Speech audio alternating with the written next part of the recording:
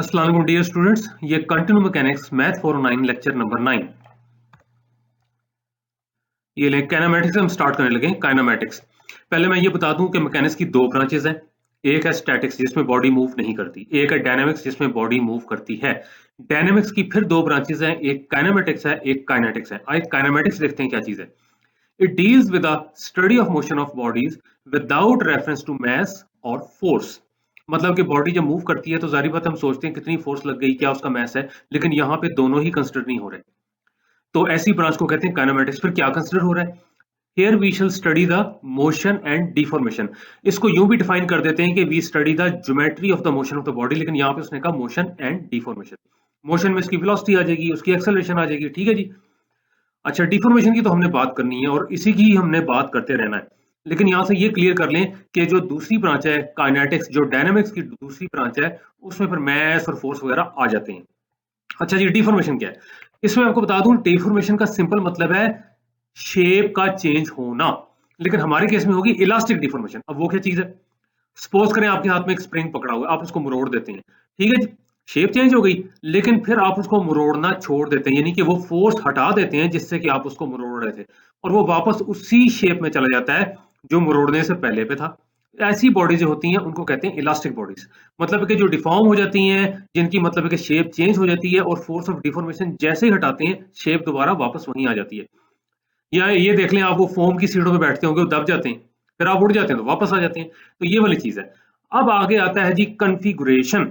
ये तो last time भी हमने कोई बात की थी, इसको भी हमने ये कहा था जी कि सब मिलेंगे शेप ऑफ द बॉडी, लेकिन आज हम डिटेल देखते हैं क्या चीज है। वो कहता है consider a continue body B. अब रिकॉल करें what is a continue body. हमने लास्ट टाइम यही पढ़ा था कि ऐसी बॉडी जिसकी dimensions they are much larger in comparison with the intermolecular spacing, ठीक है जी। और उसने कहा था with particle P belong to B. ये हमने कहा था अगर पार्टिकल पी जो है बी को बिलोंग कर रहा है और बी आपके पास क्या है, ये बी कंटिन्यू बॉडी है, तो ये पार्टिकल डिस्क्रीट पार्टिकल नहीं है, ये इलेक्ट्रॉन नहीं है, ये प्रोटॉन नहीं है, ये न्यूट्रॉन नहीं है, ये एटम नहीं है, ये मॉलिक्यूल नहीं है। This is part of the body B, उसका हिस्सा है। तो वो कहता है consider continue body B with particle P belonging to B in 3 dimensional space at time T. ये टाइम टी पे है, ठीक है जी, as shown below. Shown below हो गया। अब वो कहता है the region which is occupied by the body B at the given time T is known as the configuration of B at that time T. फिर पढ़ लें, the region which is occupied by the body B at the given time t is known as the configuration of B at that time t। ये मजीद अगली slide पे clear हो गया कि भाई आप कहेंगे जी मूव कर रही है, तब भी कोई टाइम चले, स्टार्ट में तो t इक्वल टू 0 होता है, फिर t समथिंग हो जाता है, फिर और, तो कितनी कन्फिगरेशन हमने लेनी है? हमने सिर्फ दो ही लेनी है, एक अनडिफॉर्म्ड, एक डिफॉर्म्ड, एक इनिशियल स्टेज, एक फाइनल स्टेज। मैंने सिंपल वर्ड्स में बताया, आगे जाके भी आएगा। सिंपल उसने कहा है the region which is occupied by the body B at the given time, उसको कहते हैं जी कॉन्फ़िगरेशन, ठीक है जी, उस टाइम पे क्या कॉन्फ़िगरेशन है। अब वो कहता है as the continuum body B moves in space. आगे पढ़ते हैं क्या कह रहा है, फ्रॉम वन लिखा हुआ है, आगे देखते हैं क्या है। From one instant of time to another it occupies many configurations in space. देखें ये 2 जो है ना स्लाइड का नंबर है, यहां भी है, किसी और चीज से कंफ्यूज नहीं करना इसको। तो वो कहता है जैसे ही बॉडी मूव करेगी तो वो डिफरेंट मतलब है कि कॉन्फ़िगरेशंस को क्या करेगी, ऑक्यूपाई करेगी इन स्पेस। अब देखिए, अगर तो मैं क्लास में होता तो फिर मेरे हाथ में स्प्रिंग होता है, उसको मैं घुमा घुमा के दिखा भी रहा हूँ या मरोड़ रहा होता हूँ, ये कहना चाहिए, दोनों सिरों से पकड़ के मरोड़ रहा होता हूँ कि चलो जी पहले स्ट्रेट था, फिर थोड़ा सा टेढ़ा हुआ और मजीद सेमी सर्कल बन गया, तो डिफरेंट कॉन्फ़िगरेशंस में दिखा रहा होता हूँ। अब आपने दो काम करने हैं, एक काम ये करना है क्योंकि मैं क्लास में तो नहीं हूँ, दिमाग में पिक्चर भी डेवलप करनी है कि हाथ में स्प्रिंग पकड़ा हुआ है, बल्कि दोनों हाथों से पकड़ा हुआ है और आप उसको मरोड़ रहे हैं। एक चीज, कुछ पिक्चर्स मैंने आगे जाके डाली जो आपके पास ऑलरेडी पीडीएफ फाइल थी ना, जो मेरे डायरेक्ट स्टूडेंट्स हैं उनसे बात कर रहा हूं मैं, जो आपके पास पीडीएफ फाइल थी उसमें पिक्चर्स नहीं है, आगे जाके मैंने डाली हुई है पिक्चर्स, ठीक है। तो सारे लेक्चर को गो थ्रू करना है, बेशक ये लेंथी लेक्चर होगा, लेकिन सारे लेक्चर को गो थ्रू करना है, बेशक वक्फे वक्फे से कर लीजिएगा, लेकिन प्लीज जो एक्स्ट्रा स्लाइड्स डाली है ना, वो आपकी अंडरस्टैंडिंग के लिए डाली है। जो स्टेप्स मैं बोर्ड पे करता था वो भी यहाँ पे डाल दिए, ताकि ना मसला हो, फीलिंग ही ना हो कि आप क्लास में नहीं बैठे हुए। तो वो कहता है जी कि it occupies many configurations in space that is continue body B changes its shape. Definitely भाई मूव करेगी तो शेप चेंज होगी। अब वो कहता है let us introduce the terms reference undeformed and current deformed. ये दो आपके पास जो टर्मिनोलॉजीज है ना, ये आखिरी लेक्चर तक जानी है। रेफरेंस कॉन्फ़िगरेशन होती है शेप ऑफ द बॉडी जबकि डिफॉर्मेशन नहीं हुई, अनडिफॉर्म्ड है। ये time t is equal to 0 पे होती है, ये देख लें। और एक होती है जी करंट डिफॉर्म्ड, आप इसको फाइनल स्टेज भी कह सकते हैं, ये लिखा हुआ है फाइनल स्टेज। अब मैं जरा यहां से बताता हूं, ये वही बॉडी बी है, लेकिन हम यहाँ पे बी आर लिख रहे हैं। B R, R stand for reference, B for body. ये रेफरेंस कॉन्फ़िगरेशन है, ये तब है जब time t is equal to 0 है, जब मोशन स्टार्ट हुई है, ये है इनिशियल स्टेज। ठीक है जी, ये वही वाला पॉइंट पी है जो कि पार्ट ऑफ द बॉडी है। और जारी बात है कि जब बॉडी मूव करती है, जैसे देख लेना स्प्रिंग है, उस पर कोई पॉइंट अस्यूम कर लें, आप जब स्प्रिंग को मोड़ते हैं तो वो मूव तो करेगा, तो ये मूव करता करता पॉइंट यहां पहुंच जाता है। ठीक है जी। और दूसरी उसने कौन सी कही है, करंट या डिफॉर्म्ड, ये डिफॉर्म्ड शेप है, फाइनल स्टेज भी कह सकते हैं। लेकिन जो ज्यादा टर्मिनोलॉजी यूज होती है, वो रेफरेंस कॉन्फ़िगरेशन ते करंट कॉन्फ़िगरेशन। ये असल में आपके पास है अनडिफॉर्म्ड, ये है डिफॉर्म्ड। ये time t is equal to 0 पे है, ये time t is equal to t पे है। अब ये t साहब जो है, हो सकता है सेकंड्स हो सकता है मिनट्स हो सकता है आवर्स हो। अब जरा आगे जाते हैं। अब देखें ये जो डायग्राम है ना, इसकी डिस्क्रिप्शन यहां से स्टार्ट होकर अगली स्लाइड पे जा रही है। मैं यही बता रहा हूं ताकि अगली स्लाइड पे भी जाएं तो इश्यू ना हो। तो इसमें अब यहां पे देख लें, इस तरह से आपने चलना है कि ये देख लें, ये जो चीज आपके पास आ रही है, ये पॉइंट P था। और ध्यान से सुने मैं क्या कहने लगा हूं, ये है जी रेफरेंस कॉन्फ़िगरेशन में। और रेफरेंस कॉन्फ़िगरेशन में कोई ओरिजिन कैपिटल O है, उसके लिहाज से इसका पोजीशन वेक्टर कैपिटल X है। ठीक है जी। और एक चीज अभी दिमाग में रख लें, देख लें, ये बहुत बड़ा की पॉइंट बताने लगा हूं। रेफरेंस के लिहाज से जब भी हम कोई चीज यूज करेंगे, कोई भी चीज, पोजीशन वेक्टर होगा वेलोसिटी, उसको कैपिटल लिखेंगे। और इसके अलावा जब हम डिफॉर्म्ड के लिहाज से यूज करेंगे, या मतलब है कि करंट कॉन्फ़िगरेशन के लिहाज से यूज करेंगे, तो जो अगर पोजीशन वेक्टर यूज करते हैं, वेलोसिटी यूज करते हैं, तो वो स्मॉल में लिखेंगे, वो छोटा वेक्टर लिखेंगे। या ये देख लें, स्मॉल अल्फाबेट होगा नीचे अंडरलाइन, क्योंकि वेक्टर है। ये कैपिटल होगा नीचे अंडरलाइन अगर वेक्टर है, स्केलर होगा तब भी वही है, लेकिन रेफरेंस के लिहाज से कैपिटल, करंट के लिहाज से स्मॉल। ठीक हो गया जी। अच्छा, अब ये एक मैपिंग हो रही है। अब देख ले, मैं प्योर मैथमेटिकली बोल रहा हूँ और अप्लाइड मैथमेटिक्स के लिहाज से बोलूंगा। और यहाँ मैं टीचर से बहुत रिक्वेस्ट करूंगा, मेहरबानी करके ग्रुपिंग ना किया करें, भाई ये अप्लाइड मैथ है तो ये प्योर मैथ है। अप्लाइड मैथ प्योर के बगैर चल नहीं सकता। और प्योर वालों को भी इस चीज को मतलब है कि अप्रिशिएट करना चाहिए कि प्योर मैथ को यूज करके ही हम अप्लाई कर रहे होते हैं, तभी वो अप्लाइड मैथ बन जाता है। अब यहाँ पे क्या है, फिलहाल मैं प्योर मैथमेटिकली बात करने लगा हूँ कि ये आपके पास एक मैपिंग है। हाँ, अब एक चीज हो सकती है कि पहले तो एफ देते थे, वो तो स्केलर था। भाई देखें, असल में ये हो रहा है कि ये वाला जो वेक्टर है अंडर दिस मैपिंग, इस वेक्टर पे मैप हो रहा है। अब जरा बोल दूं अप्लाइड मैथमेटिक्स के लिहाज से, ये पोजीशन वेक्टर है पार्टिकल का, पार्टिकल मूव कर गया है, और वही पार्टिकल पी, देखें ये पी जो है ना, पोजीशन नहीं है, शो कर रहा है कि वही पार्टिकल पी मूव करके यहां पहुंच गया। और अंडर दिस डिफॉर्मेशन, ये डिफॉर्मेशन हुई है, अंडर दिस डिफॉर्मेशन ये कैपिटल एक्स जो उसका पहला पोजीशन वेक्टर था, ये मैप हो गया स्मॉल एक्स जो उसका नया पोजीशन वेक्टर है। और ये स्मॉल ओरिजिन है। फिलहाल हम इन दोनों ओरिजिन्स को कंसाइड नहीं कर रहे, ये दोनों मिले हुए नहीं है। ठीक है जी, ये दोनों मिले हुए नहीं है।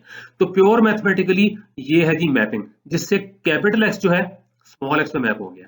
और अप्लाइड मैथमेटिक्स के लिहाज से ये डिफॉर्मेशन है। लेकिन आप देख लें, एक चीज आने लगी है, ये फिर गले मिलेंगे इंशाल्लाह ताला, अप्लाइड मैथमेटिक्स और प्योर मैथमेटिक्स, अभी आपको यकीन हो जाएगा। ये क्योंकि इलास्टिक डिफॉर्मेशन है तो इसका इनवर्स भी एग्जिस्ट करेगा। ये इलास्टिक डिफॉर्मेशन है तो इसका इनवर्स भी एग्जिस्ट करेगा कि बॉडी की शेप यहां से यहां बनी है, तो वापस यहां से यहां भी चला जाएगा। तो यहां पे देख लें, बी आर लिखा हुआ है, उसने रेफरेंस कॉन्फ़िगरेशन और the region occupied by B at T is equal to 0, start में जो हो रहा है, in which any particle P of B, जो कि उसके बॉडी का पार्ट है, मे बी लेबल्ड बाय, अब ये कैपिटल एक्स लिखा होगा, ये अगली स्लाइड पे, ये अगली स्लाइड पे, ये its position vector capital X in B R relative to some origin capital O. BT साहब जो है, ये है जी करंट कॉन्फ़िगरेशन या डिफॉर्म्ड कॉन्फ़िगरेशन। करंट कॉन्फ़िगरेशन और the region occupied by the body at t is equal to t in which the same particle p is labelled by its position vector small x। ये सारा पीछे मैंने explain कर दिया था कि पहला वाला जो पोजीशन वेक्टर था कैपिटल x था, जब रेफरेंस के लिहाज से बात कर रहे थे। फिर उसके बाद पोजीशन वेक्टर स्मॉल एक्स है जब करंट के लिहाज से बात कर रहे हैं। वो कह रहा है after occupying the new position, बिल्कुल ठीक है, नई पोजीशन उसने ऑक्युपाई की है क्योंकि डिफॉर्मेशन हो गई है। relative to an origin small o, वो कहता है which need not coincide with o, ये मैंने पहले बता दिया था कि दोनों फिलहाल मिले हुए नहीं हैं। आगे कहता है since br and bt are configurations of b, ये एक ही बॉडी की दो शेप्स हैं, एक ही बॉडी की दो शेप्स हैं। फिर वो कहता है there exists a bijection mapping, आ गया ना प्योर मैथमेटिक्स। ये देखें, ये सारी चीजें मैंने आगे एक्सप्लेन की, ये सेट थ्योरी की एप्लीकेशन है। आपको है जी सेट थ्योरी, इलास्टिसिटी में वो होंदी है भाई, होंदी है, उसके बगैर नहीं चल सकता।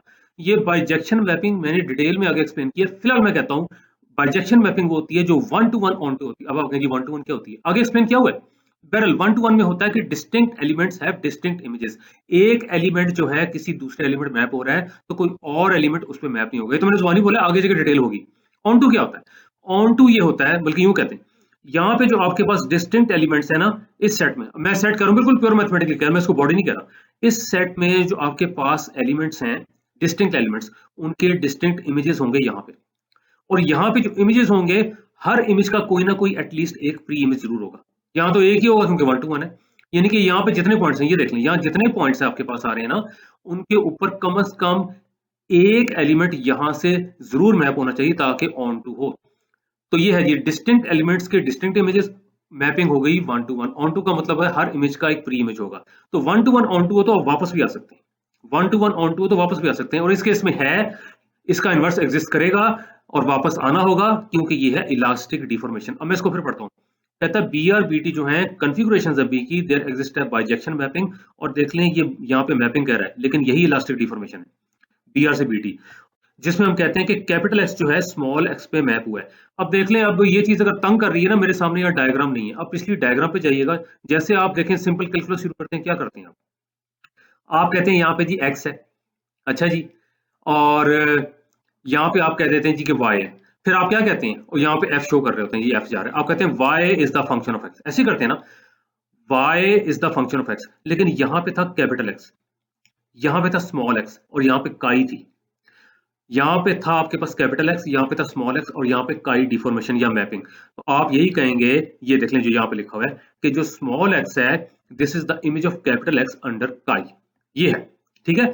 और ये वेक्टर ट्रांसफॉर्मेशन है for all capital X belonging to B are.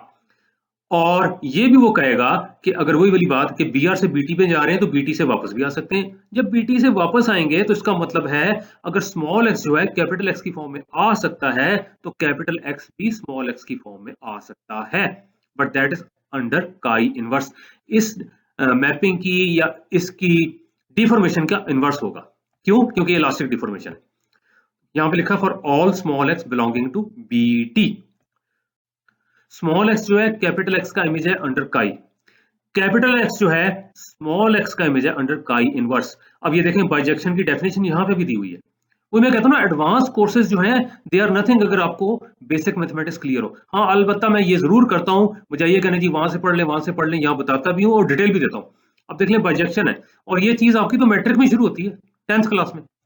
यहाँ पे देख लें, या स्कूल लेवल पे शुरू हो जाती है जी बाइजेक्शन, 1 to 1 क्या होता है, ऑन टू क्या होता है। यहाँ पे देखें लिखा हुआ है 1 to 1 and onto bijection mapping, 1 to 1 and onto, ये दोनों बताती हैं।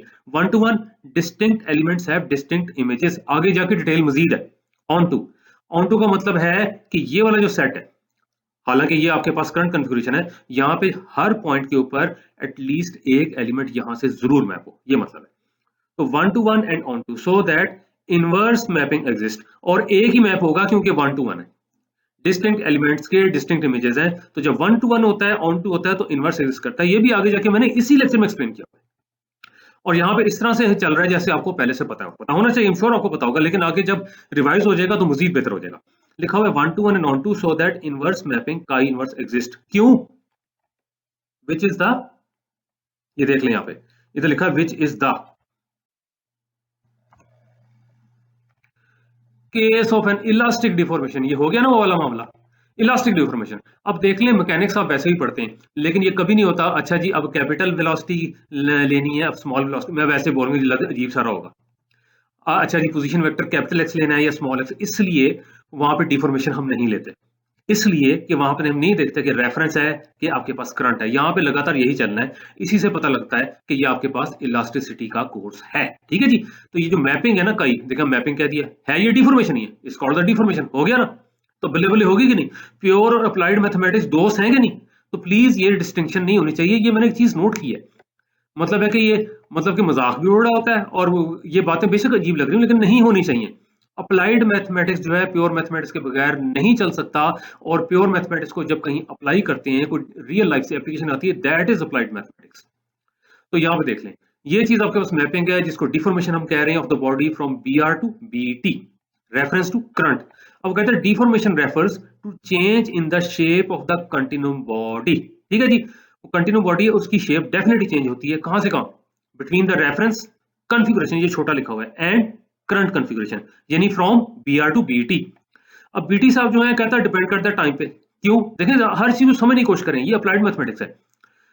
एक है इनिशियल शेप है, चलिए स्प्रिंग ये देखें स्ट्रेट है, फिर मैंने वो मुरोड़ के यूं कर दिया, कुछ टाइम तो लगा ना मुझे कि नहीं, टाइम तो लगेगा ना मुझे, 5 सेकंड लगते हैं, 5 मिनट लगते हैं, 5 घंटे लगते हैं, तो टाइम डिपेंडेंट तो होगी बीटी। तो ये जो स्मॉल एक्स है जस्ट कैपिटल एक्स का जो है फंक्शन नहीं है, टी का भी है। ये लिखा है for all capital X belonging to B R reference में से। तो ये अब सही कंप्लीट सिचुएशन सामने आई है। और ये जो काई साहब है ना, ये वेक्टर फील्ड है। अब देख लीजिए ये सारी चीजें पुरानी है ना, कहां पे इसमें फिजिक्स आ रही है, ये वेक्टर फील्ड है। एक होता है वेक्टर, और वेक्टर फील्ड वो होती है जो मतलब है किसी चीज का फंक्शन हो और अंदर ये चीजें वेरी करें तो ये भी चेंज हो जाती है, यानी कि कैपिटल एक्स वेरी करेगा ये चेंज होगी, टाइम वेरी करेगा ये चेंज होगी, तो ये होती है वेक्टर फील्ड। ठीक है जी।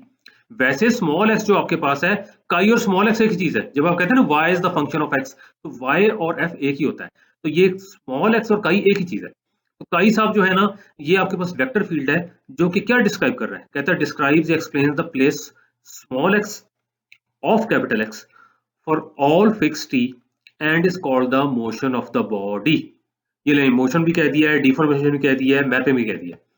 मोशन भी कह दिया है, डिफॉर्मेशन भी कह दिया है, मैपिंग भी कह दिया है। वो कहता है describes the place small x of capital x. जारी बात है टाइम गुजर गया, पहले पोजीशन वेक्टर कैपिटल एक्स था, अब स्मॉल एक्स हो गया, तो बात तो वही होगी कि describes the place small x of capital x for all fix T and is called the motion of the body. अब ये नो जी टी फिक्स है तो ये इसका फंक्शन क्यों है, मतलब कहने का ये है कि 2 सेकंड बाद देख लिया, 4 सेकंड बाद देख लिया, 5 सेकंड बाद देख लिया, 5 मिनट के बाद देख लिया, 5 घंटे के बाद देख लिया, तो हमने टाइम फिक्स कर दिया ना कि इतने टाइम के बाद क्या हो रहा है, इतने टाइम के बाद क्या हो रहा है, उस सेंस में कह रहा है। वैसे टी वेरी कर रहा है। फिर वो कहता है पोजेसेस कंटीन्यूअस डेरिवेटिव्स। मजे की बातें आ गई ना, देखा ना मैथमेटिक्स स्ट्रांग हो तो कितना मजे का आता है ये जब कोई एप्लीकेशन पढ़े। अब वो कंटीन्यूअस डेरिवेटिव्स कह रहा है, ये मैंने लास्ट टाइम भी कहा था। स्मूथ फंक्शन क्या होता है, स्मूथ फंक्शन होता है जो खुद कंटीन्यूअस होता है, उसका डेरिवेटिव भी कंटीन्यूअस हो। आगे जाके मजीद क्लियर होगा कि हम ये क्यों सारी कंडीशंस लगा रहे हैं। तो यहां पे देख लें possesses continuous derivatives with respect to what, आगे चल के देखते हैं, with respect to position and time, यानी कि कैपिटल एक्स एंड टी। ये है जी। आगे आ गया वेलोसिटी एक्सेलरेशन फील्ड्स। देखें आपने वेक्टर्स के अंदर ही पढ़ा हुआ है, क्योंकि जो तो मेरे स्टूडेंट्स हैं उन्होंने तो पहले पूरा वेक्टर का कोर्स पढ़ा हुआ है, इसका प्री रिक्विजिट है। वेक्टर्स में आपने पढ़ा हुआ है कि जो पोजीशन वेक्टर होता है उसका टाइम डेरिवेटिव वेलोसिटी होता है। वेक्टर्स में आपने पढ़ा हुआ है कि जो पोजीशन वेक्टर होता है उसका टाइम डेरिवेटिव वेलोसिटी होता है। वही चीज यहां होने लगी है। वो कहता है first derivative of the motion chi with respect to T by holding capital X fixed, ये चीज ये लिखा है gives v is equal to, यहां पे देख लें, जब आप पार्शियल डेरिवेटिव ले रहे होते हैं ना, जारी पता है पार्शियल डेरिवेटिव प्योर मैथमेटिकली मतलब यही है कि कैपिटल एक्स अब फिक्स है, टी के लिहाज से ले रहे हैं, वेयर v एक्स टी या v depending upon x T denotes the velocity field. ये है जी वेलोसिटी।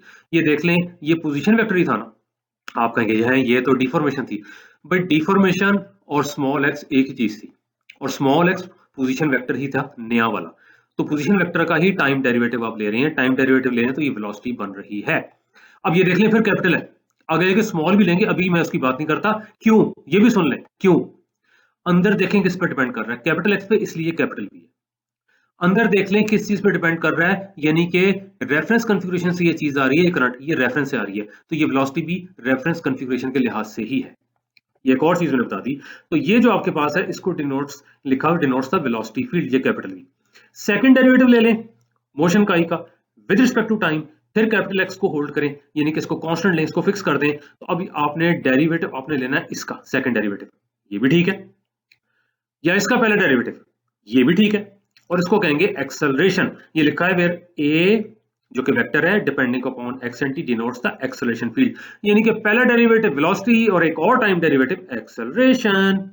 अच्छा जी, अब वो कहता है both v and a are functions of the coordinates. अब देखें एक चीज देखें कंफ्यूज कर सकती है कि भाई फंक्शन ऑफ द वेक्टर, असल में फंक्शन ऑफ द वेक्टर का मतलब क्या है। ये G capital x1 capital x2 capital x3, आगे जाके मजीद करेंगे। ये capital x1 capital x2 capital x3 जो आपके पास वेक्टर x है इसके कंपोनेंट्स हैं। इन शॉर्ट मतलब है कि ये चार चीजों का फंक्शन है, कैपिटल X1 का, कैपिटल X2 का, कैपिटल X3 का और टाइम t। ये लिखा हुआ है, both v and a are functions of the coordinates capital X1, capital X2, capital X3 and time t, representing representing आगे जुमला जा रहा है, the time rate of change of position and velocity of the particle x at time t। आप कहेंगे particle x लिख दिया, मतलब कहने का ये है वो वाला पार्टिकल जिसका के पोजीशन वेक्टर x है, ये मतलब है। तो जाहिर बात है कि यहां पे देख लें, उसने कहा था time rate of change of position and velocity. किस तरह से? इसका टाइम रेट ऑफ चेंज जो था ये आपके पास वेलोसिटी थी, इसका टाइम रेट ऑफ चेंज जो था वो क्या था? एक्सेलरेशन। ठीक है जी, तो ये पीछे से जुमला आ रहा है तो मैंने बता दिया। अब यहाँ पे एक चीज देख लें, और जो मतलब कि मुझे बहुत याद आ रहा था कि काश मैं क्लास में होता तो बताता, लेकिन बहरहाल यहीं पे देखें मोर डिटेल्स। आ गया स्प्रिंग, ऐसा ही स्प्रिंग में क्लास में उठा के लाता था, ऐसा ही स्प्रिंग में क्लास में उठा के लाता था, फिर इधर से पकड़ के, तो इधर से पकड़ के दोनों हाथों से मैं मरोड़ देता था इसको। ये है जी रेफरेंस कॉन्फ़िगरेशन जो अनडिफॉर्म्ड है। अब समझ लें कि यहां से पकड़ा हुआ है और यहां से पकड़ा हुआ है, मरोड़ दें इसको। वाह भाई, बड़ी जान है भी आप में, सही मरोड़िया। ये है जी कौन सी, कौन सी? और करंट कॉन्फ़िगरेशन। ठीक है जी। अब देख लें, जब यहां से इधर आपने मरोड़ा है तो जाहिर बात है कि एकदम तो यहां नहीं पहुंचा होगा, थोड़ा सा इस तरह से हुआ होगा, फिर मजीद हुआ होगा, फिर मजीद हुआ होगा और यहां तक पहुंच गया। तो ये वाली है जी रेफरेंस, ये है जी करंट, ये है जी इनिशियल, ये है जी फाइनल। अब इस पे कोई पॉइंट समझ लें यहाँ पे, तो ये मूव करके ये इधर गया है ना, ये देख लें मूव कर गए हैं सारे। तो ये है जी करंट कॉन्फ़िगरेशन। एक और पिक्चर भी देख लें, ये है जी रेफरेंस, हुई रेफरेंस कॉन्फ़िगरेशन। अब यहां से मरोड़ दिया हमने इसको, ऊपर से पकड़ के मरोड़ दिया, समझ लें यहां से पकड़ा हुआ है और यहां से मरोड़ दिया। ये है जी करंट कॉन्फ़िगरेशन। अब उम्मीद है कि पता लग गया होगा, जो मैं कह रहा था ना पिक्चर दिमाग में बनाएं, तो मैंने पूरी कोशिश की है कि कोई चीज भी लेक्चर में से मिस ना हो। ठीक है जी, तो आपने एक एक चीज को बहुत अच्छे तरीके से सारा समझना है। अच्छा जी, अब वो जो बाइजेक्शन मैपिंग थी उससे भी जरा अलग सेलेक्ट कर लेते हैं, जो आपके पास थी ना बाइजेक्शन मैपिंग, उससे भी जरा अलग सेलेक्ट कर लेते हैं। उसके लिए अब अगली स्लाइड पे जाते हैं।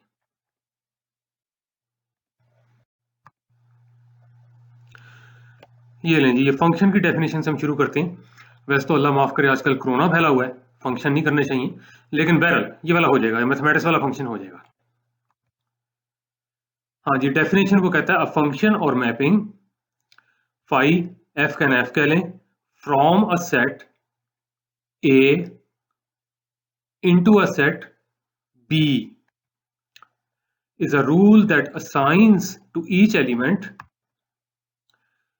a या स्मॉल ए कह लें of capital A exactly one element B या स्मॉल बी कह लें ऑफ कैपिटल बी। अच्छा जी, अब देखते हैं फंक्शन और मैपिंग। पहली बात है कि ये बिल्कुल टर्मिनोलॉजी सेम है, फंक्शन कह लें या मैपिंग कह लें।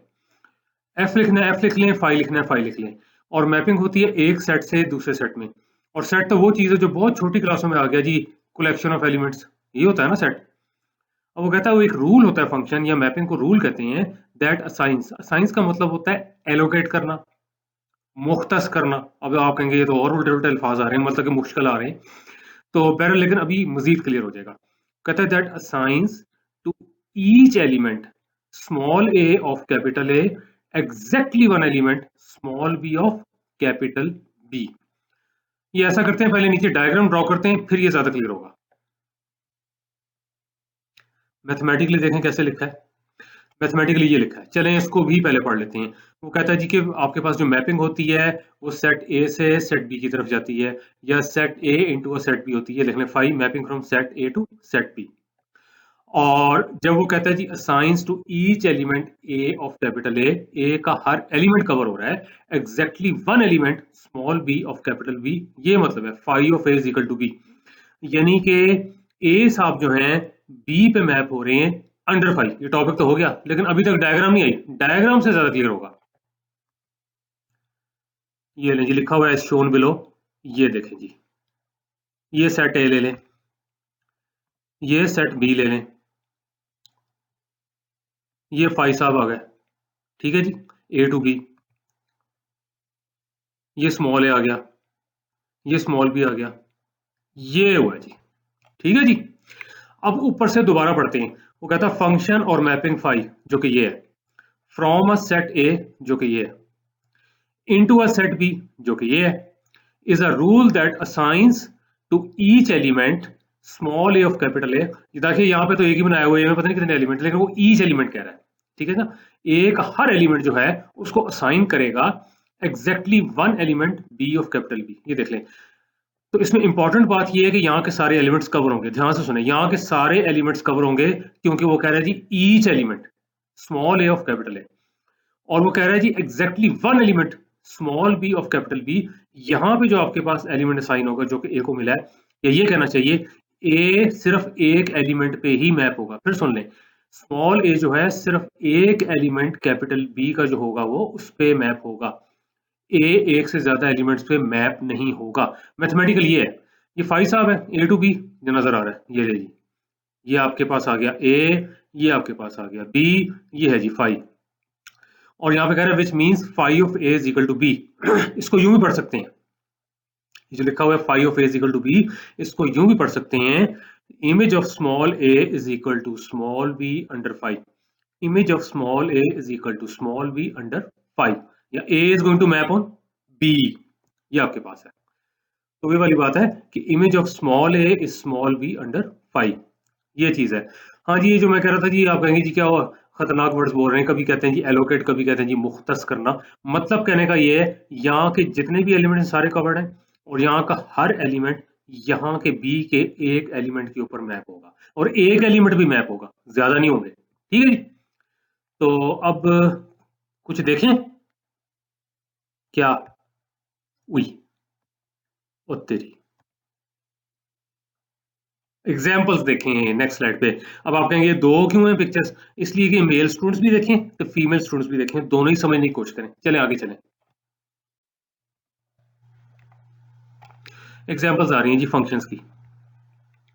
ये लें जी, पहली एग्जांपल आपके पास आ रही है, ये लें जी, ये आपके पास सेट ए, ये आपके पास सेट बी, ये जी फाइव साहब आ गए, ये जी वन ए, लो जी वन ए पे मैप हो गया अंडर फाइव। ठीक है जी, ये मतलब है जी phi of one is equal to A. मतलब आप कह सकते हैं कि जो वन का इमेज है अंडर फाइव वो ए है। ये देखें, ए ठक ए के ऊपर, यहाँ पे टू, यहाँ पे बी, हो गया टू बी के ऊपर गया, एलो जी। तो जो इमेज बना टू का वो बी बना अंडर फाइव। ये ले जी थ्री, ये ले जी सी, और ठक, लो जी C is the image of three under phi. बहरहाल यहाँ पे देख लें जी, सी जो है आपके पास थ्री का इमेज है अंडर फाइव। अब यहाँ पे देख लें सारे एलिमेंट्स कवर हो गए, ए के सारे एलिमेंट्स कवर हुए हैं, और वन यहाँ पे देख लें ए पे मैप हो रहा है, किसी और पे नहीं हो रहा। टू जो है बी पे मैप हो रहा है और किसी पे नहीं हो रहा। थ्री जो है सी पे मैप हो रहा है और किसी पे नहीं हो रहा। So this is a mapping. लो जी फाइव मैपिंग हो गई। अरे यहाँ पे देखते हैं, चलो जी यहाँ पे ए साहब हैं, यहाँ पे बी साहब हैं, ये आपके पास फाइव साहब आ रहे हैं, मैपिंग है कि नहीं देखना है। यहाँ पे वन है, यहाँ बी पे गया, लो जी वन का इमेज बी बन रहा है अंडर फाइव, ठीक हो गया। उसके बाद ये टू है और यहाँ पर ए है, टू साहब ए पे चले गए, लो जी टू का इमेज ए बन गया अंडर फाइव। उसके बाद जी यहाँ पे थ्री है, यहाँ पे सी है,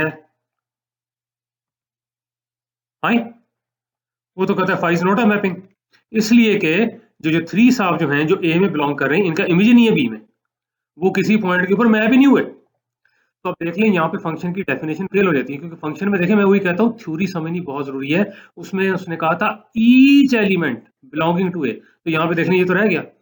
और ये देख लें रियल लाइफ में भी ऐसे ही होता है, जब बंदा नलायक होता है, फेल होता है, कुछ नहीं कर सकता, तो उसको कहते हैं तू अपनी पहचान ही नहीं बना सका।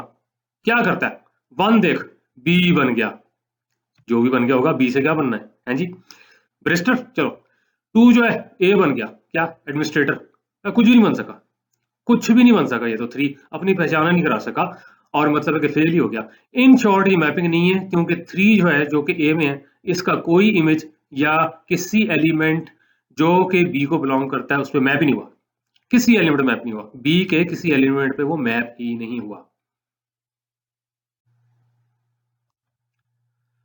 हाँ जी, ये फिर आए, ए साहब आ गए, बी साहब आ गए, फाई साहब आ गए, वन ए पे चला गया, गुड, वन का इमेज ए बन गया, अंडर फाई, ओए ये दो क्यों बन गए, वन का बी भी बन रहा है,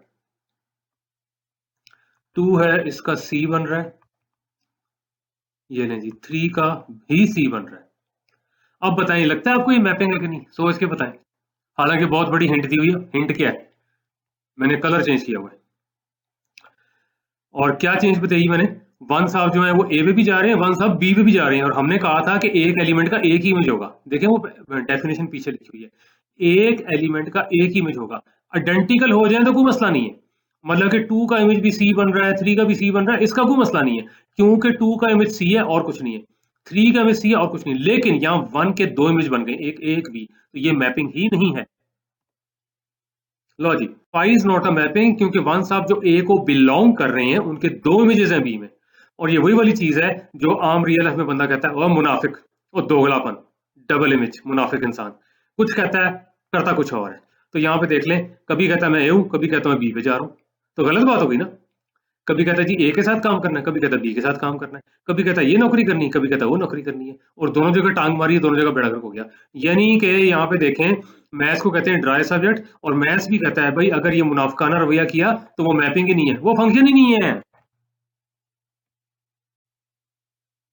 अब आ गई जी वन टू वन मैपिंग या फंक्शन, जिसको इंजेक्टिव कहते हैं, ये वर्ड यूज हुआ था ना उसमें, जो आपके कंटिन्यू मैकेनिक्स के नोट्स मतलब इसी लेक्चर में। अब देख लें जी, वन टू वन में मैंने जुबानी कहा था distinct elements have distinct image, अब देखते हैं क्या मतलब है इसका। वो कहता है function from a set A into a set B is one to one if distinct elements, यानी कि different elements in A have distinct images in B. ये लें जी एग्जांपल, यहां से देखते हैं, ये ए हो गया, ये बी हो गया, ये आपके पास फाइव हो गया, यहां से वन है, ये ले जी वन तो ए पे चला गया। अब ए पे कोई और एलिमेंट नहीं जाना चाहिए, अगर ये वन टू वन है तो distinct elements have distinct images. Small A जो है वन का आपके पास इमेज बन गया, ये देखें स्मॉल ए जो है वन का इमेज बना हुआ है। अब ये स्मॉल ए किसी और का इमेज नहीं बनना चाहिए, शाबाश टू, ये देखा ना ए पे नहीं किया, मेरी बात मानी, वो बी पे चला गया। तो अब बी साहब जो है वो टू का इमेज है, ये इसी तरह से इसको देखें, अब बी किसी और का इमेज नहीं बनना चाहिए, थ्री आया है, थ्री को चाहिए अगर इसने वन टू वन करवाना है, ना ए पे जाए ना बी पे जाए, किसी और पे जाए, ये लें जी, ये चीज आपके पास आ गई। तो अब यहां पे देख लें, ये थ्री जो है सी पे गया, अब देख लें वन जो है ए पे मैप हो रहा है, ए पे और कोई एलिमेंट मैप नहीं हो रहा, टू जो है बी पे मैप हो रहा है, बी पे कोई और एलिमेंट मैप नहीं हो रहा, थ्री जो है सी पे हो रहा है, सी पे कोई और एलिमेंट मैप नहीं हो रहा, तो distinct elements have distinct images, different elements have different images, यही था यहाँ पे, डिस्टिंक्ट एलिमेंट्स इन ए जो कि ये हैं have distinct images in B.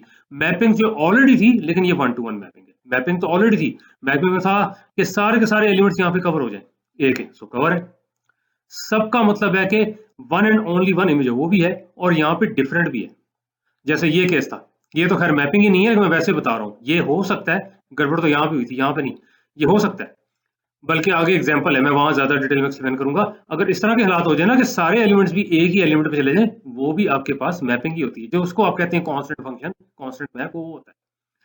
असल चीज है कि एक ही एलिमेंट पे मैप होना चाहिए, ज्यादा ना हो, ये गड़बड़ता हो, मुनाफिकाना रवैया नहीं होना चाहिए, ठीक है जी, हाँ जी। ऑन टू मैपिंग, अब ये देख लें, सर्जेक्टिव कहते हैं इसको। अब वो कहता है function from a set A into a set B is onto if each element of B, अब ये ध्यान करें, ये दूसरे वाले सेट की बात कर रहे हैं जहां पे कि मैपिंग पहले हो रही थी उसकी बात कर रहा है, has at least one element of A mapped into it, ये बड़ा इंपॉर्टेंट जुमला है, ये रहे जी। इस एग्जांपल में वो कहता है जी कि फाइव साहब जो है ऑन टू है, और महला वो सेम एग्जांपल है जो वन टू वन वाली थी, ये देख लें,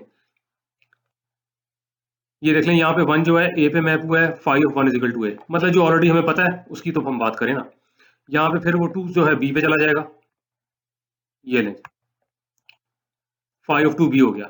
इसी तरह यहाँ पे थ्री साहब होंगे, वो सी पे चले जाएंगे और यहाँ पे आ जाएगा आपके पास phi of 3 is equal to C. ठीक हो गया जी। और ये फाई आपके पास मैपिंग है फ्रॉम ए टू बी। अब वो कहता है जी कि ऑन टू भी है। ऑन टू किस तरह से है? ऑन टू इस तरह से है कि उसने कहा था if each element of B, अब इस सेट को देखें A B C, each element has at least one element of A, कम से कम एक एलिमेंट उस पर मैप होना चाहिए। मैं कहा ज्यादा भी हो सकते हैं, कोई मसला नहीं है। सपोज करें ये जो वन है ये ए पे मैप होता, टू भी ए पे मैप होता, थ्री भी ए पे मैप होता, तब भी ठीक था। लेकिन वो फिर ऑन टू ना बनती, बी और सी रह जाते। ये मैंने जुबानी बोला है। लेकिन यहाँ पे देख लें, ए था इस पे वन मैप हो रहा है, बी था इस पे टू मैप हो रहा है, सी था इस पे थ्री मैप हो रहा है, कोई खाली तो नहीं रहेगा यहाँ पे। तो इसको कई बार यूं भी कह जाते हैं कि जी every image has a pre image, यूं भी कह देते हैं।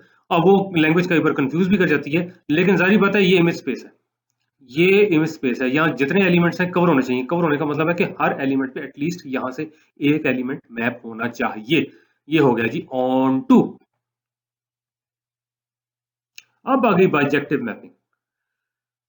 बाइजेक्टिव मैपिंग वो होती है जो वन टू वन भी होती है और ऑन टू भी होती है। ये वही है ना वर्ड जो पीछे कंटिन्यू मैकेनिक्स के नोट्स में, मतलब इसी लेक्चर में था। मैंने जुबानी कह दिया था कि जो वन टू वन भी हो और जो ऑन टू भी हो, हमने कहा था जी इलास्टिक डिफॉर्मेशन है। हमने इसको मैपिंग भी कहा था, हमने इसको डिफॉर्मेशन ही कहा था कि अगर वो इलास्टिक डिफॉर्मेशन है तो वापस वही उसी शेप में बॉडी जाएगी जिसमें डिफॉर्म होने से पहले थी। तो ये बहुत जरूरी है कि वो जो इलास्टिक डिफॉर्मेशन है जिसको आप मैपिंग के तौर पे लें, तो वो mapping one to one onto हो, यानी कि बाइजेक्टिव हो। सर्जेक्टिव हो, इंजेक्टिव हो, बाइजेक्टिव हो। तो यहाँ पे हो गया which is both one to one and onto, यानी कि बाइजेक्टिव। अब वो कहता है above example is of bijective mapping. अब देख लें ये वन टू वन था ना, डिस्टिंक्ट एलिमेंट्स के डिस्टिंक्ट इमेजेस थे, वही एग्जांपल है जो पिछली स्लाइड पे थी। ऑन टू मैंने एक्सप्लेन करी दी है। जब दोनों हो गए तो ये हो गई बाइजेक्टिव मैपिंग। ठीक है जी। अब हमने ये अंडरस्टैंड करना है कि बाइजेक्टिव मैप हो, फिर सुने, बाइजेक्टिव मैप हो तो इनवर्स मैप कैसे आता है, उसके लिए बाइजेक्शन जरूरी क्यों है। ये ले जी इनवर्स मैपिंग आ गई या इनवर्स मैप आ गया, फंक्शन आ गया। वो कहता है व्हेन एवर अ मैपिंग या फंक्शन फाई ये आपके पास बाइजेक्टिव होगा, यानी कि one to one onto होगा, तो उसका इनवर्स मैप आ सकता है। ये फाई इनवर्स लिखा हुआ है, लेकिन मेहरबानी करके ये नोटेशन ये नहीं कि वन ओवर फाई, ये गड़बड़ ना कर दीजिएगा। फाई इनवर्स यहाँ पे फॉर्मेटिंग का इशू है, लेकिन यहाँ पे ऐसे ही अपीयर हो रहा है, ये फाई इनवर्स ही है। अब यहाँ से देखते हैं ना, एग्जाम्पल देखें जरा इसकी। ये लें जी, बार बार वही आ रहे हैं दोनों, ए और बी, ए सेट बी सेट। ये ले जी वन और ये चला गया ए पे, ठीक है जी। Phi of one is equal to A. इसी तरह से टू जो कि चला गया बी पे, phi of two is equal to B. Three जो कि चला गया सी पे, तो phi of three is equal to C. अब दोबारा देखें, दोबारा ड्रॉ किया हुआ है इनवर्स मैप को एक्सप्लेन करने के लिए, इनवर्स मैप को एक्सप्लेन करने के लिए दोबारा ड्रॉ किया हुआ है। अब देख लें, फाइव जा रहा है ए टू बी, लेकिन इनवर्स मैप बी टू है, इनवर्स है ना, वापस आ रहा है। इलास्टिसिटी में यही कहते हैं कि बॉडी डिफॉर्म होकर यहाँ पहुंच गई और यहाँ से वापस आप कहेंगे तो शक्ल ही एक है, लेकिन यहाँ पे हम वो उस तरह से नहीं कर रहे, यहाँ पे हम सिर्फ अंडरस्टैंड कर रहे हैं बाइजेक्टिव मैप होता क्या है। तो बहरहाल अब फाइव इनवर्स देख लें, ये वापस लेके जा रहा है, बी टू ए वापस लेके जा रहा है। किस तरह, यहां से देखें, इस तरह वन को लाया ए पे, तो ए को फिर चुक के वन पे ले गया, ये मतलब है इसका। अब यहां पे देख लें, इसको आप कह सकते हैं one is the image of A under phi inverse. One is the image of A under phi inverse, बिल्कुल उसी तरह जैसे आपने कहा था कि A is the image of one under phi. A जो था वन का इमेज था अंडर फाइव, लेकिन यहां पे जो वन है that is the image of A under phi inverse. ठीक हो गया जी। ये लें जी, बी वापस टू पे गया, लो जी यहां पे देख लें। अब ये जो बी साहब हैं ये टू पे मैप हुए अंडर फाइव इनवर्स। एक तरह यूं भी कर सकते हैं, दोनों तरफ फाइव इनवर्स ले लें तब भी हो जाएगा, लेकिन देख लें उसके लिए देखना जरूरी है कि मैपिंग आपके पास one to one onto तब होगा। फाइव इनवर्स लें तो ये बनेगा, ये चीज बनेगी अगर दोनों तरफ फाइव इनवर्स ले लें तो। और अब इसको देख लें। अच्छा जी, अब ये जो है सी साहब ये वापस थ्री पे चले गए, ये चीज आपके पास आ गई, ये phi inverse C is equal to three. हाँ जी, ऐसे ही ना, कोई घर से नाराज हो गया यहाँ चला गया और उसको बंद बनाने चले गए, क्यों नाराज हो गया, वापस आ जाए, वापस चला गया, दोस्ती हो गई। तो ये चीज आपके पास आ गई है, लेकिन हमारे केस में इलास्टिक डिफॉर्मेशन हो गई। तो अब ये चीज आपके पास आ रही है, तो यहाँ पे देख लें, अंडर फाइव इनवर्स आप कह सकते हैं कि three is the image of C. लग गया पता इनवर्स मैप का। अब एक चीज तो ये हो गई, फिर भी हम मजीद थोड़ा अंडरस्टैंड कर लेते हैं। एक स्लाइड मैंने और बनाई हुई है कि अगर 1 to 1 ऑन्टो नहीं होगी तो फाई इनवर्स क्यों नहीं आ सका, इनवर्स मैप क्यों नहीं बन सकता। आगे देखते हैं। कहता है in the two examples of functions below, है फंक्शंस ही, जरा ध्यान करें, मैपिंग है या फंक्शंस ही है। Inverse function does not exist, map तो वो है लेकिन उनका इनवर्स फंक्शन नहीं आएगा। चलें देखते हैं क्या एग्जांपल है। पहली क्या जी, लो जी फिर वही बार बार आ रहे हैं, ए और ये बी। खैर ये डिफरेंट ही होंगे, मैपिंग और तरह की होगी क्योंकि इनवर्स मैप नहीं आ रहा। ये 5 हो गया जो कि मैपिंग है। 1 किस पे गया, बी। 2 किस पे गया, बी। 3 किस पे गया, बी। सारे बी पे चले गए, ए और सी कल्ले रह गए। ये देख लें जी, image of 1 2 and 3 under 5 B. वही मैंने कहा था, आइडेंटिकल हो जाए तो खैर है, सेम हो जाए तो खैर है। देखें 1 का इमेज बी है और कोई नहीं है, 2 का इमेज बी है और कोई नहीं है, 3 का इमेज बी है और कोई नहीं है, यही है ना। तो यहाँ पे देख लें, ये वही है जिसको कहते हैं कांस्टेंट फंक्शन। कई बार आपने देखा मैथमेटिक्स में, ये वही चीज है। तो मैपिंग है, लेकिन यहाँ पे वो कह रहा है कि इसका इनवर्स मैप एग्जिस्ट नहीं करता, इसका इनवर्स मैप एग्जिस्ट नहीं करेगा। क्यों, यहाँ पे देख लेना। देखिए इनवर्स मैप भी तो मैप ही होता है, उसमें भी वही वाली बात होगी कि एक एलिमेंट मैप होगा सिर्फ एक एलिमेंट पे, वो डेफिनेशन हमने चेंज नहीं करनी। तो यहाँ पे बी जो है 1 पे भी मैप हो जाएगा, बी जो है 2 पे भी मैप हो जाएगा, बी जो है 3 पे भी मैप हो जाएगा अंडर 5 इनवर्स, यानी कि इनवर्स मैप है ही नहीं। यहाँ तो मुनाफकत इंतहा हो गई, 3 इमेज बन गए उसके, तो यहाँ बनता ही नहीं है ये वाली चीज। और हमने कहा था जब मैपिंग इधर से इधर होगी बेशक 5 इनवर्स हो, तो यहाँ का हर एलिमेंट कवर होना चाहिए। ए का इमेज ही कोई नहीं यहाँ पे, सी का इमेज ही कोई नहीं यहाँ पे, इसका मतलब इनवर्स मैप यहाँ पे नहीं आ सकता। ये मैंने एक्सप्लेन कर दिया है, ना पता लगा दोबारा सुन लीजिएगा। एलो जी, थल्ले भी कुछ लिखा है, here phi is not a 1 to 1 mapping as distinct elements in A have no distinct images in B। मैंने तो आपको एक्सप्लेन किया था इनवर्स मैप नहीं आ रहा, और उसने यहाँ साफ साफ कह दिया कि ये 1 to 1 ही नहीं है। तो अब ये क्लियर हो जाना चाहिए 1 to 1 ऑन टू की कंडीशन इंपॉर्टेंट क्यों है। खाली 1 to 1 ना हो तब भी बात नहीं बनी। तो 1 to 1 नहीं है क्योंकि कहता है कि distinct elements A in A have no distinct images in B. और वैसे भी यहाँ पे लिखा हुआ था कि जो इनवर्स फंक्शन है इसमें एग्जिस्ट नहीं करता, वो भी मैंने आपको एक्सप्लेन कर दिया। इसके अलावा ये 1 to 1 नहीं है। क्यों, ये डिस्टिंक्ट है, 1 अलग है, 2 अलग है, 3 अलग है, तीनों डिफरेंट एलिमेंट्स हैं लेकिन सबका इमेज सेम आ गया। तो लेकिन यहाँ पे फिर 1 to 1 नहीं आया क्योंकि distinct elements in A have no distinct images in B, क्योंकि सबका ही बी आ गया। तो ये 1 to 1 मैपिंग नहीं है, इनवर्स मैप भी नहीं आ सकता, वो मैंने एक्सप्लेन कर दिया।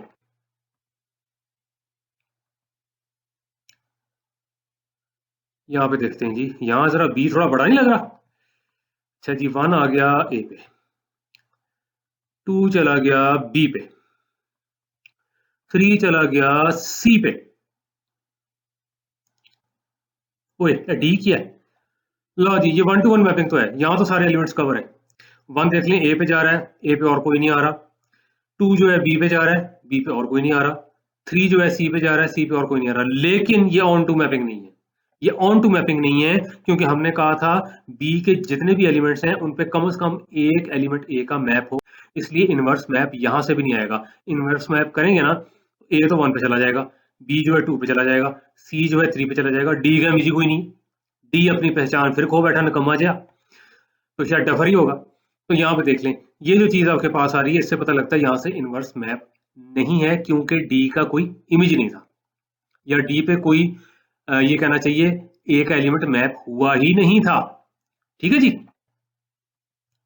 लो जी, 5 को कहता है कि जी ऑन टू नहीं है, ऑन टू मैपिंग नहीं है, as no element is being mapped on D in B. दोबारा 5 को कहता है not an onto mapping as no element is being mapped on D in B.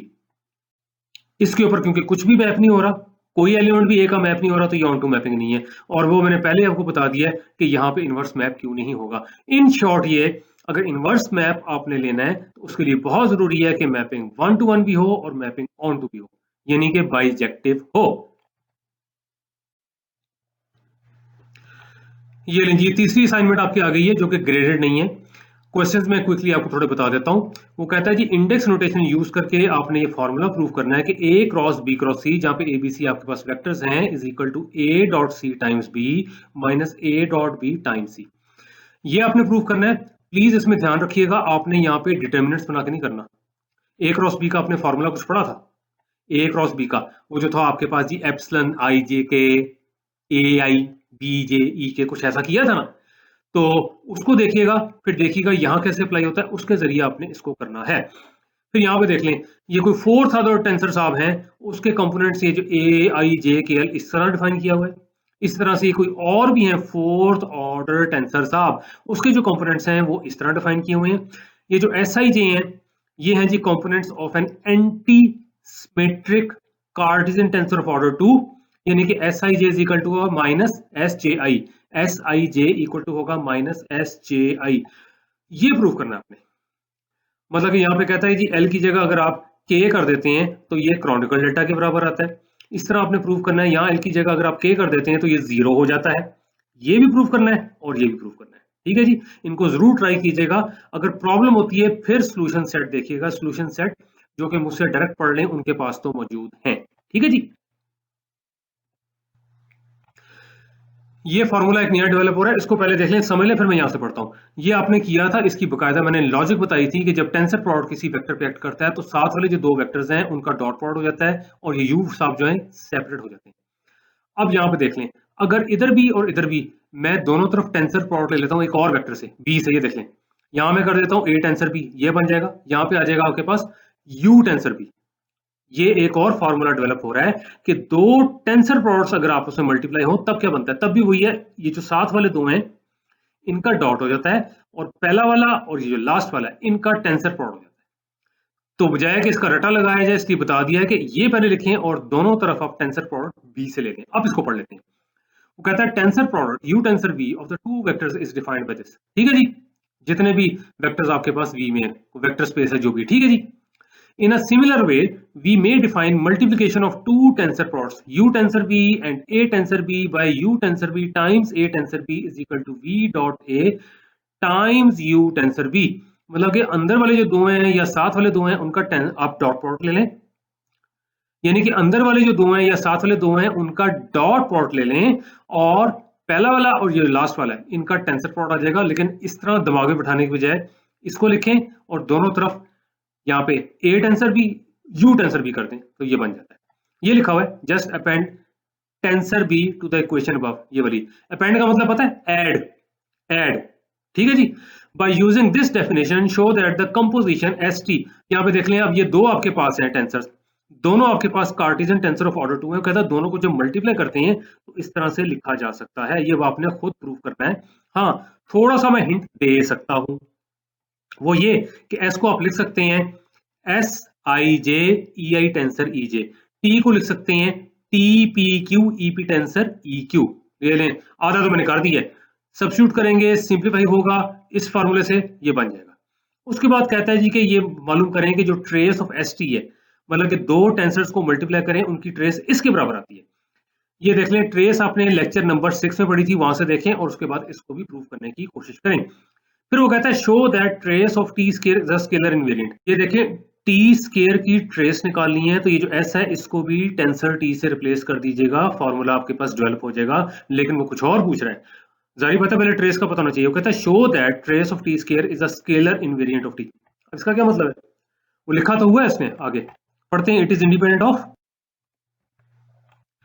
Choice of ortho normal basis. कहेंगे है sir ये तो किया ही नहीं हुआ। वैसे मैं बताऊं किया हुआ है, लेक्चर नंबर 6 में देखिएगा आपने ट्रेस के लिए प्रूव किया हुआ है। इस क्वेश्चन के लिए नहीं, वो क्वेश्चन और था, लेकिन उसमें कुछ ऐसा आपने किया था, T I I dash is equal to T I I, T I I dash एक सिस्टम ऑफ बेसिस में था और टी आई आई दूसरे सिस्टम ऑफ बेसिस में था। ठीक है जी, तो वो आपने वहां पे किया था, यानी कि डैश वाली चीज और विदाउट डैश वाली चीज सेम आ जाती है। और पहली बात है कि वो स्केलर्स भी हों तो उनको कहते हैं स्केलर इनवेरिएंट, वो यहाँ प्रूव करना है। अब वो कहता है राइट द टेंसोरियल ट्रांसफॉर्मेशन, ये तो आपने किया हुआ है, आपको पता भी है इसका, मैट्रिक्स फॉर्म में लिखना है। ठीक है जी, सोचिएगा, ये क्वेश्चन तो देखें आपका देखा वाला है। अब ये कि इसमें फिर क्या पूछा हुआ है, इसमें ये पूछा हुआ है कि इसके 3 आइगन वैल्यूज निकली थी, एक आइगन वैल्यू का मैंने आइगन वेक्टर निकाल के बता दिया था, बाकी जो 2 आइगन वैल्यूज हैं उनके आइगन वेक्टर आपने निकालने हैं। यही क्वेश्चन है, ये देख लें, ये टेंसर लिखा हुआ है, अल्फा बीटा स्केलर्स हैं, E1 E2 आपके पास ऑर्थोगोनल यूनिट वेक्टर्स हैं, ऑर्थोगोनल यूनिट वेक्टर्स। कहता है find the normalized eigen vectors n i is 1 2 corresponding to eigen values lambda i 1 2। ये वाली एक आपके पास आइगन वैल्यू आई थी अल्फा, याद होगा आपको, उसके कॉरस्पॉन्डिंग निकाला था, इन दोनों की कॉरस्पॉन्डिंग निकालना है। ठीक है जी, ये तो क्वेश्चन टोटली लीनियर अलजेब्रा का बन गया। अब वो कहता है टी आपके पास symmetric Cartesian tensor of order 2 है। सिमेट्रिक का मतलब है जी T I J is equal to T J I, यानी इसका ट्रांसपोज वो खुद ही है। कहता है कंसीडर द कैरेक्टरिस्टिक इक्वेशन। आ गया जी लीनियर अलजेब्रा आपका, यही थी कैरेक्टरिस्टिक इक्वेशन। और मैंने देखे बकायदा रिवाइज करवाए थे आपको आइगन वैल्यूज आइगन वेक्टर्स, यहां पे भी रिवाइज करवाए थे। ये लीजिए यही था, क्योंकि अब वो 3x3 मैट्रिक्स का खाता है, तो यहाँ पे देख लें ये वाली चीज आपके पास बनती है। यही मैंने कहा था, डायगोनल एंट्रीज में से लैम्डा माइनस करते हैं और डिटरमिनेंट इक्वल टू 0 करते हैं, यही होती है कैरेक्टरिस्टिक इक्वेशन। अब वो कहता है इसको एक्सपैंड करें, आपको एक्सपैंड करना आता है, एक्सपैंड करके प्रूव करें कि इसकी शक्ल ये बनती है, ये बनती है। लेकिन ये I1 क्या है? I1 जो है ट्रेस ऑफ द टेंसर है। I2 क्या है? ये वाली चीज है। 1.2 है तो यहाँ पे I1 स्क्वायर लिखा हुआ है, I1 तो ये है, माइनस ट्रेस ऑफ टेंसर का स्क्वायर है, और I3 है डिटर्मिनेंट ऑफ द टेंसर। देखिए इससे घबराना नहीं है कि जी इतना लंबा चौड़ा मिल गया है, यही चीज है कि साथ साथ करेंगे, थोड़े थोड़े रोज कर लें, लेकिन प्रैक्टिस करेंगे तो ये चीजें काबू हो जाएंगी, ये चीजें आगे मैंने यूज करनी है, और इतनी आपकी बैकग्राउंड बन चुकी है कि आप ये कर सकते हैं, और ये डिटर्मिनेंट ही एक्सपैंड करना है। बजाय ये लीनियर अलजेब्रा का क्वेश्चन है, क्योंकि वहां आपने टेंसर्स नहीं पढ़े थे, ये शक्ल नहीं बनी थी। फर्दर वो कहता है कि शो करें कि I1 I2 I3 ये स्केलर इनवेरिएंट्स हैं। ये देख लें, आप कहेंगे कि हो सकता है ये टॉपिक मैंने इतना नहीं करवाया आपको, यहाँ पे मैं असाइनमेंट के अंदर दे रहा हूँ। स्केलर इनवेरिएंट का मतलब यही आपके पास निकलता है कि डैश वाले सिस्टम में जो चीज आ रही है और विदाउट डैश वाले, उनकी वैल्यू सेम है। सिंपल मैंने बताया है, स्केलर ही है, तो स्केलर ही, ट्रेस भी तो स्केलर ही होता है। तो यहाँ पे देख लें, और ट्रेस का तो आपने प्रूफ किया था पहले ही, स्केलर इनवेरिएंट है, लेक्चर 6 में किया था। उसी तरह I2 और I3 को भी करना है। तो यहाँ पे देख लें, यानी कि invariant under the change of basis, यही है invariant under the change of basis. Further कहता है प्रूफ करें या डिड्यूस करें in terms of the eigen values lambda 1 lambda 2 lambda 3 कि I1 जो है lambda 1 plus lambda 2 plus lambda 3 है। देखें I1 ट्रेस है, और ये आपने लीनियर अलजेब्रा में प्रूफ किया था, ट्रेस जो होती है सम ऑफ द आइगन वैल्यूज होती है, ये देखें वही प्रूफ हो रहा है। आपने लीनियर अलजेब्रा में ये प्रूफ किया था जो डिटर्मिनेंट होता है वो product of the eigen values होता है, जो डिटर्मिनेंट होता है वो product of the eigen values होता है। अगली स्लाइड पे देखें, देखो याद आया कुछ? I2 इसके बराबर है, ये sum of the product of the eigen values है, ये प्रूव करना है। अब यहाँ पे लिखा है I1 I2 I3, इनको कहते हैं कि principal invariants of T because they are coefficients in star. अब स्टार पीछे देख लीजिएगा, तो ये देख लें प्रिंसिपल इनवेरिएंट्स भी कह देते हैं, स्टार जो थी वो कैरेक्टरिस्टिक इक्वेशन। तो यहाँ पे देख लें, इनको स्केलर इनवेरिएंट्स भी कह देते हैं, और प्रिंसिपल इनवेरिएंट्स इसलिए कि इनका लिंक बन जाता है वहां से आइगन वैल्यूज आइगन वेक्टर से। बहरहाल ये एग्जाम्पल आपने करनी है, और ये जो आपकी मतलब कि टेक्स्ट बुक है उसमें जो पेज 15 पे एग्जाम्पल 2.1 ये आपने करनी है। और मजे की बात बताऊं, ये एग्जाम्पल मैंने अपने पीएचडी थीसिस में यूज की थी। घबराने की बात नहीं है, वही वाली बात कि मैंने बेसिक लेवल पे ही शुरू किया था और ऊपर में गया था। ये देख लें, यहाँ पे कहता है a motion is said to be rigid if the distance between any two particles मुराद दो parts two parts of the body B is invariant. मतलब है कि एक बॉडी है और वो मूव कर रही है, ठीक है जी, या डिफॉर्म हो गई है। बिफोर डिफॉर्मेशन आफ्टर डिफॉर्मेशन कोई भी दो पॉइंट्स लें उनमें डिस्टेंस चेंज नहीं होता, उसको कहते हैं रिजिड मोशन। अब वो कहता है प्रूव करें कि जो मोशन डिफाइंड बाय दिस, ये देख लें, ये आ गया एग्जांपल जो हमने अभी कहा था जी कि स्मॉल एक्स जो है ये होता है काई function of capital x T, या कैपिटल एक्स जो है आपके पास अंडर काई स्मॉल एक्स पे मैप होता है। ये एक एग्जांपल दी हुई है। सी साहब जो है ये तो वेक्टर फील्ड है, कैपिटल एक्स आपको पता ही है। क्यू साहब जो है ये वही आपका प्यारा दोस्त ऑर्थोगोनल टेंसर, यहाँ पे लिखा C T is a vector या वेक्टर फील्ड, और ये जो क्यू साहब है ये proper orthogonal Cartesian tensor of order 2 है। ये आपने प्रूव करना है कि ये जो मोशन है ये रिजिड मोशन है, ठीक है जी, रिजिड मोशन है। ये लें थोड़ा सा हिंट सुन लें, जैसे स्मॉल एक्स लिखा है वैसे ही आपने स्मॉल वाई लिखना है, सोच के क्या हो सकता है उसका मैं नहीं बता रहा। फिर आपने एब्सोल्यूट लेनी है value small X minus small Y की एब्सोल्यूट वैल्यू, और उसको प्रूव करना है equal to absolute value of capital X minus capital Y. ठीक है जी, दोबारा सुन लें, आपने स्मॉल वाई लिखना है, स्मॉल एक्स ये ऑलरेडी है, small X minus small Y, इसकी एब्सोल्यूट वैल्यू निकालनी है, और ये एब्सोल्यूट वैल्यू प्रूव करनी है capital X minus capital Y, एक चीज।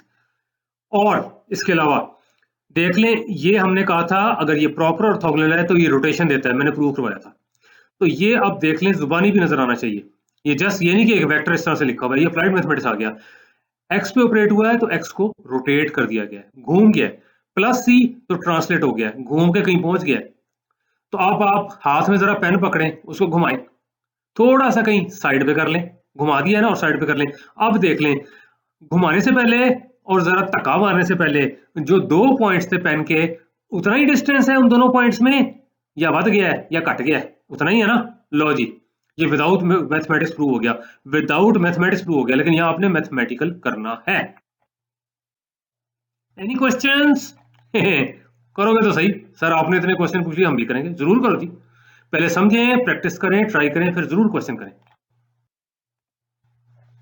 ये ले जी, हैप्पी एंडिंग। इस चीज से नहीं घबराना कि लेक्चर लंबा था, आपकी मतलब कि समझ के लिए लंबा किया गया है। और जैसे क्लास में सिचुएशन हो जाती है जी, नींद आ जाती है, फिर बुरा भी लगता है, तो इसको मतलब है कि 10 मिनट्स देख लें समझ के, फिर 10 मिनट्स और देख लें, इस तरह कर लीजिएगा।